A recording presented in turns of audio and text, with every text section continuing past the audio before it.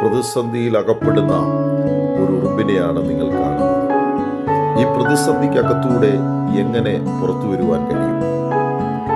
ഈ പ്രതിസന്ധിക്കകത്തുനിന്ന് പുറത്തു വരുവാൻ അത് വഴികൾ തേടുന്നുണ്ട്.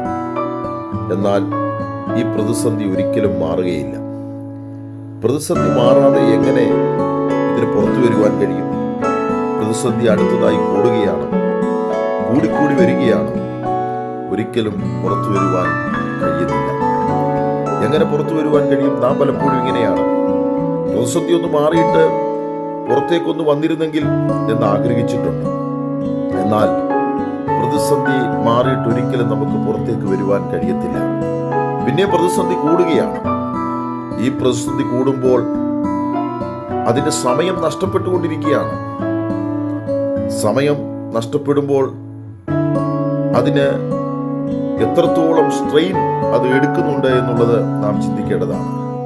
പ്രതിസന്ധി കൂടി അതിനെ മുക്കാൻ തുടങ്ങുകയാണ്. ഈ വെള്ളം മതിൽ പോലെ നിൽക്കുകയാണ്, അത് അടുത്തേക്ക് വരികയാണ്. ആ മതിൽ പോലെ നിൽക്കുന്ന വെള്ളം ഇപ്പോൾ അതിനെ മൂടും.